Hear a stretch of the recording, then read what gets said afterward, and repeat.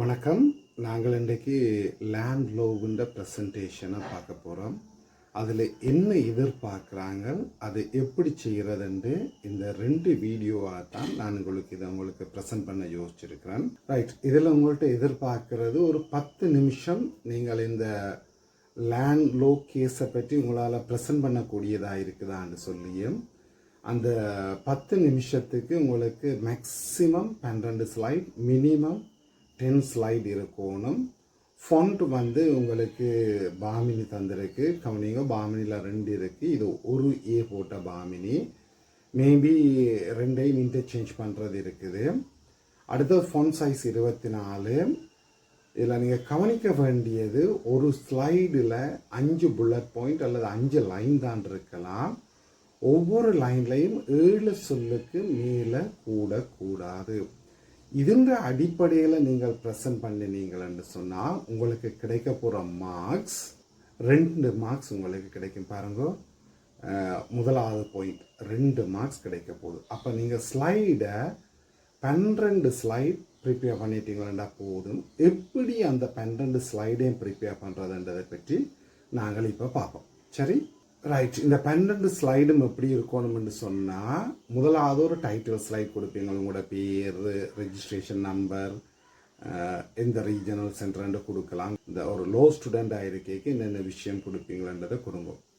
2வது ஸ்லைடில் நீங்கள் கொடுக்க வேண்டியது வாட் இஸ் த கேஸ். இந்த மிக முக்கியமாக லோ பாயிண்ட் ஆஃப் வியூவில் கொடுக்கணுமே ஒழிய சாதாரண பேச்சு நடையில் கொடுக்க வேண்டாம், அல்லது நீங்கள் மெட்டாக்களோட கதைக்கிற மாதிரி கொடுக்க வேணாம். இது நார்மலாக ஸ்டூடெண்ட்ஸ்கிட்ட எதிர்பார்க்குற ஒரு பிரச்சனை. அப்போ நீங்கள் இதில் செய்ய வேண்டிய விஷயம் என்னென்னா, இந்த கேஸ் என்னன்றது லீகல் லாங்குவேஜில் நீங்கள் சொல்லணும். 3வதாக, அதாவது கேஸுன்ற ஃபேக்ட், அதாவது என்ன ஃபேக்ட்ன்றதை லீகல் லாங்குவேஜில் சொன்ன பிறகு 3வதாக நீங்கள் சொல்ல வேண்டியது, 3வது ஸ்லைடில் சொல்ல வேண்டியது ஃபேக்டின் இஷ்யூ. அதாவது ஒரு கேஸ் என்று வந்தால் வாதி பிரதிவாதி என்று 2 தரப்பினர் இருப்பார்கள். இந்த 2 தரப்பினருக்கும் இடையிலே ஒரு பிரச்சனை வரும். வாதி ஒன்றை சொல்லுவார், அதுக்கு எதிராக பிரதிவாதி ஒன்றை சொல்லுவார். அப்போ இதில் யார் சொல்லுறது சரி என்ற முடிவெடுக்க வேண்டி இருக்கும். அப்போ இந்த ஃபேக்டின் இஷ்யூ என்று சொல்கிறது ஒரு நிகழ்வை பற்றி 2 பேரும் வேறு மாதிரி சொல்கிறது தான் ஃபேக்டின் இஷ்யூ என்று சொல்கிறது. இங்கே அதாகப்பட்டது ஒரிஜினலாக பாதி சொல்கிறார். இவங்க சட்டவிரோதமாக இருக்கிறார். யார்? பொடிசிங்கோ பிரதிவாதி சட்டவிரோதமாக லேண்டில் இருக்கிறார் என்று சொல்லப்படுக சோமாவதி அம்மா தான் அதை சொல்கிறார். அப்போ பொடிசிங்கோ பிரதிவாதி என்ன சொல்கிறாருன்னு சொன்னால், இல்லை, நாங்கள் சட்டபூர்வமாக எங்களுக்கு இடையில ஒரு வலிதான குத்தகை உடன்படிக்கை இருக்குது, எனவே எங்களை எழுப்பிலாண்டு. அப்போ நீதிமன்றம் இங்கே முடிவெடுக்க வேண்டி இருக்குது. பொடிசிங்கோ சொல்றது சரியா, சோமாவதி சொல்றது சரியா? வாதி என்ன சொல்றார்? எந்த காணி எனக்கு உடமை வேணும், இவையே போக சொல்லுங்க. அப்போ பிரதிவாதி பொடிசிங்கோ என்ன சொல்றார்? காணி அவற்றியாக இருக்கலாம், ஆனால் எனக்கு ஒரு செல்லுபடியான குத்தகை ஒப்பந்தம் இருக்கு 1970 இருந்து 1980 வரைக்கும், எனவே என்ன காணியை விட்டு எழுப்பலாது என்று சொல்றார். அடுத்தது 4வது ஸ்லைடில் சொல்ல போறீங்க, legal remedy sought by the parties. அது வல கவனமாக கவனிங்க. பார்ட்டிஸ் 2 பேரும் என்ன நிவாரணத்தை நீதிமன்றத்திட கேட்கணும்ண்டு. அப்போ வாதின்ற ஒரு கோரிக்கையாக இருக்கும். என்னென்னத்தை அவர் கேட்கிறார், தனக்கு என்ன நிவாரணம் வேண்டும் என்று. இதை வாதின்ற கோரிக்கை சட்ட நிவாரணம். அப்போ பிரதிவாதி ஏதாவது கோரிக்கை வைக்கிறாருன்னா அவர் டிஃபென்ஸ் எடுப்பார். வாதி சொல்லுறது பிழை, வாதிக்கு இதை கேட்கறதுக்கு அதிகாரம் இல்லை என்று அவர் எடுக்கிற தற்காப்பத்தான் பிரதிவாதின நிவாரணமாக கருதப்படும்.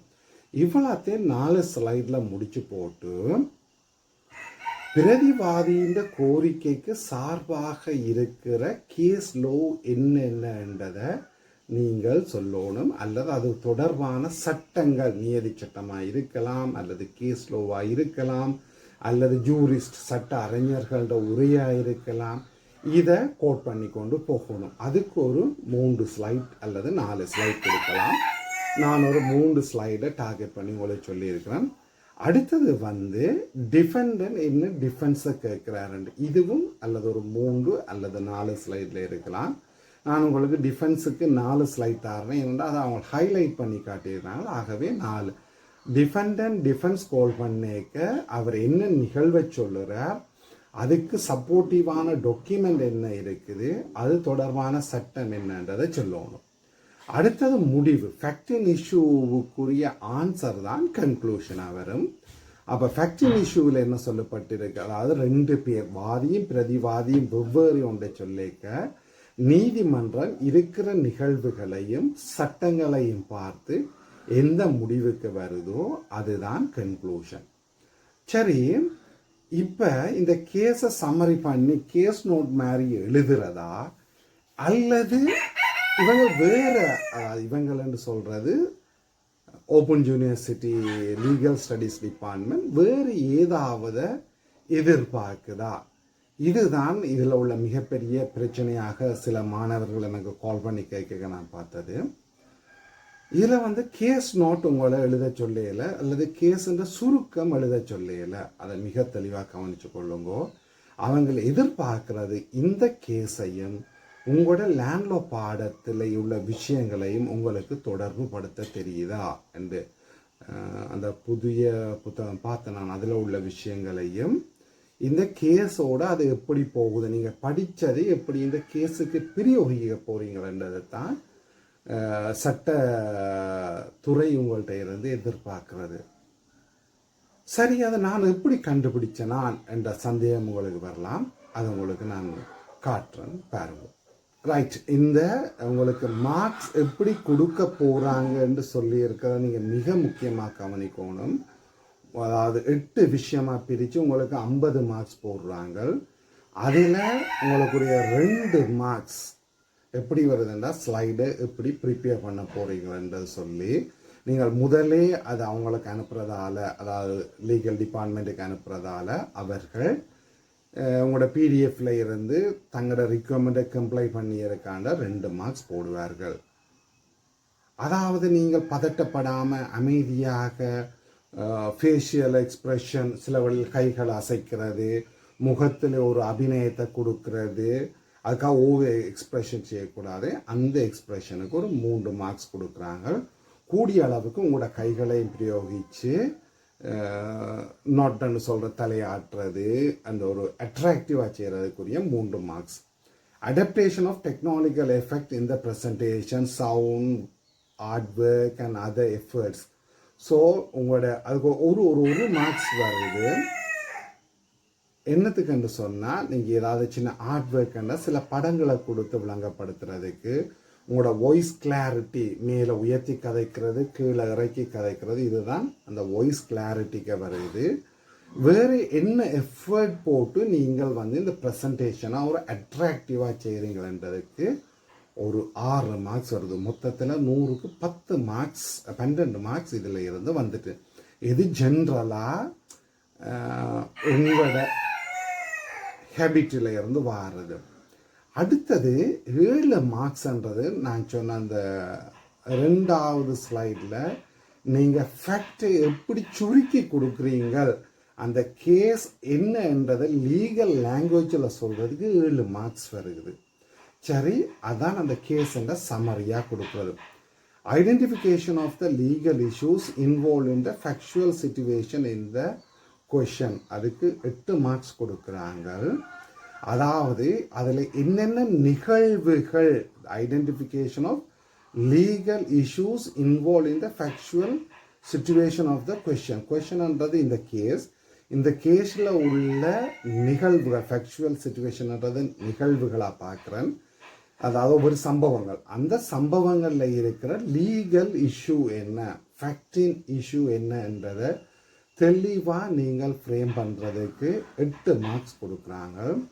Knowledge on the substantive legal principle and case law relating to the issue in the question and its application and the articulation. ஃபேக்டின் இஷ்யூவை நீங்கள் ஃப்ரேம் பண்ணிட்டீங்களா, அந்த ஃபேக்டின் இஷ்யூவில் இருந்து எப்படி நீங்கள் முடிவுக்கு வரப்போறீங்கள் என்றதுக்கு உங்களுக்குரிய சப்போர்ட்டிவாக வார லீகல் பிரின்சிபல், கேஸ் லோஸ், அடுத்தது நியதி சட்டங்களுக்கு 12 மார்க்ஸ் கொடுக்குறாங்க.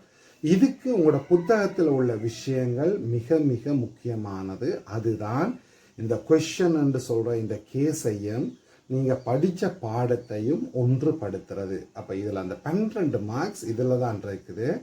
உங்களுக்கு அந்த தியரி தெரியுமானா இந்த 12க்கு 10 மார்க்ஸ் சுலபமாக எடுக்கலாம்ன்றது தான் என்ற விளக்கம்.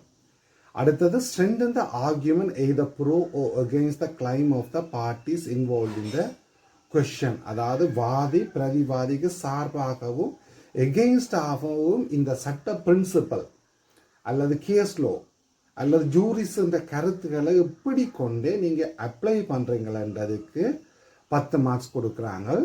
அடுத்தது இந்த 10 நிமிஷத்தில் நீங்கள் ப்ரெசன்ட் பண்ணினா பிறகு அவங்க கேட்குற கேள்விகளுக்கு எப்படி ஆன்சர் பண்ணுறீங்களன்றதுக்குரிய 7 மார்க்ஸ். உங்களுக்கு தெரியாட்டிக்கு அமைதியாகவோ இதோ இருக்காட்டிக்கும் ஒரு கேள்விக்கு விட சொல்ல முயற்சிங்கோ, அதுக்காக பச்சை பிழையாக சொல்ல வேணாம். சரி, ஒரு விதமாக நீங்கள் அப்ரோச் பண்ணணும். அதாவது எக்ஸாமினரை திருப்திப்படுத்துறதுக்குரிய முயற்சிகள் செய்யணும். வாயத்திறந்து எனக்கு ஒன்றுமே தெரியாதுன்ற காட்டியும் கொடுக்கக்கூடாது. அதுக்காக எல்லாம் தெரியுமென்று அதிக பிரசங்கித்தனமாகவும் இருக்கக்கூடாது. கேட்ட கேள்விக்கு நறுக்கண்டு பதில் சொன்னீங்களா நல்லாக இருக்கும்.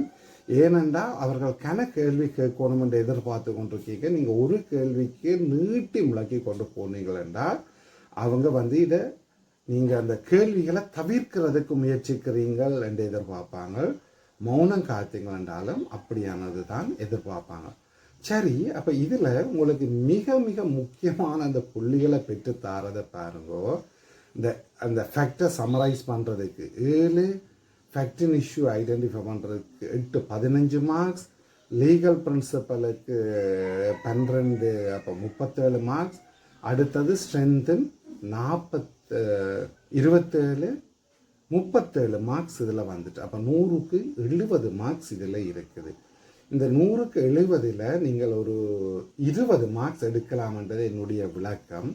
மிச்சத்தை நீங்கள் என்ன செய்யலாம்னு சொன்னால் மற்ற போர்ஷனில் இருந்து எடுத்தீங்கள் என்று சொன்னால் அதாகப்பட்டது அந்த ஐடென்டிஃபிகேஷன், அதாவது 1ல் இருந்து 3, அடுத்தது கொஷனுக்கு ஆன்சர் பண்ணுற 8, இதில் இருந்து மிச்ச அதில் உள்ள 10, 12ல் ஒரு 6 எடுக்கலாமெண்டா நீங்கள் 60 மார்க்ஸ் 100க்கு எடுக்கலாம். இது ஒரு டீசெண்டான மார்க்ஸ். 100க்கு 60ன்றது லேண்ட்லோ ப்ரெசன்டேஷன் பாஸ் பண்ணக்கூடியதாகவும் இருக்குது. உங்களோட CAT 1 CAT 2வில் இழந்ததுகளை மீட்டு எடுக்கக்கூடியதாகவும் இருக்குது. சரி, உதாரணத்துக்கு நீங்கள் CAT 1க்கு 4 எடுத்திருக்கிறீர்கள், CAT 2க்கு 6 எடுத்திருக்கிறீங்கள் என்று சொன்னால் இந்த CAT 3ஆக கருதப்படுற இந்த லேண்ட்லோ ப்ரெசன்டேஷனுக்கு எவ்வளவு மார்க்ஸ் எடுக்கணும் என்று சொன்னால் மொத்தமாக 8 மார்க்ஸ் எடுக்கணும். நீங்கள் CAT 2க்கு 6 மார்க்ஸ் எடுத்துக்கிறீங்க. அப்போ 10 மார்க்ஸ் இந்த CAT 3க்கு எடுத்தால் தான் 16 வரும். அப்போ தான் நீங்கள் எலிஜிபிள் ஆகுவீங்க. 10 எடுக்கணும்னா 100க்கு 50 மார்க்ஸ் எடுக்கணும். நான் 60க்குரியதை தந்திருக்கிறேன். ஆக குறைவாக இருந்தீங்கள் என்றாலும் நீங்கள் 60, 65க்கு ட்ரை பண்ணீங்களா எடுக்கலாம். எந்தவித பதட்டமும் இல்லாமல் அமைதியாக ப்ரெசென்ட் பண்ணுங்கோ. ஜூம் என்றபடியாக உங்களுக்கு மிகவும் இலகுவாக இருக்கும். ரைட், 2வது வீடியோ ப்ரெசன்டேஷனில் எப்படி ப்ரெசன்டேஷனுக்கு என்னென்ன மாதிரி செய்யணும்னா நான் ஒரு ஸ்டூடெண்டாக இருந்தால் என்னென்ன விஷயத்தை கன்சிடர் பண்ணுவேன் என்று சொல்லி ஒரு 17 ஸ்லைட் மாதிரி ப்ரிப்பேர் பண்ணி வச்சுருக்கிறேன். என்ன போங்காட்டமாக இருக்குன்னு கேட்குறீங்களா? ஏனென்று சொன்னால் 12 எங்களுக்கு சொல்லி போட்டு 17 இதை முதல் ப்ரிப்பேர் பண்ணி போட்டு இதை எப்படி சுருக்கி எடுக்கிறதுன்றது தான் எங்களோட கெட்டித்தனம்.